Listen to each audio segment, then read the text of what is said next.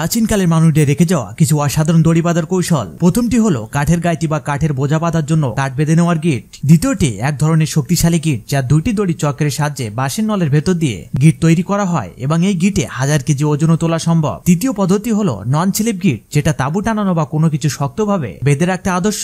যতই টানবেন ততই শক্ত হবে। 4 নম্বরটি হলো স্লিপ প্রুফ হ্যান্ডেল নট বা হাতল স্লিপ না করে এমন ভাবে বাঁধার কৌশল। পঞ্চমটি হলো ক্ষেতের সবজি বা ধানের আটি বাঁধার জন্য ব্যবহৃত ঘাস বা শাক পাতা গিট। ষষ্ঠটি হলো ডুয়াল বটল হ্যাঙ্গিং নট, যেটি বোতল ঝুলিয়ে রাখার জন্য। সপ্তম পদ্ধতিটি হলো ক্রস ফিক্সিং নট, যা জিনিসপত্র স্থিরভাবে ধরে রাখার জন্য খুবই কার্যকর। অষ্টমটি হলো ক্লাইম্বিং ল্যাডার নট, যা পাহাড়ে ওঠা বা দড়ির মই বানাতে কাজে লাগে। নবম পদ্ধতিটা হলো আউটডোর তাবু বাঁধার গিট, যেটা দিয়ে বাড়ির ছাদে জামা কাপড় শুকাতে বা বাইরে তাবু খাটাতে দড়ি বাঁধা যায়। দড়ি উপরের দিকে টানলে শক্ত হয়, নিচে টানলে আলগা হয়, খুবই সুবিধাজনক। সবশেষে রয়েছে কুরাস বালতি বাঁধার গিট, যা দিয়ে একটি বালতিকে শক্তভাবে ঝুলিয়ে রাখা যায়। যদি সব গিট এখনই মনে না থাকে তাহলে ভিডিওটি শেয়ার করে রাখুন, পরবর্তীতে আবার দেখে নিতে পারবেন। সবশেষে অনুরোধ, কোন গিটটি আপনি সহজেই দিতে পারেন সেটি কমেন্ট করে জানান এবং লাইক, সাবস্ক্রাইব ও ফলো করতে ভুলবেন না।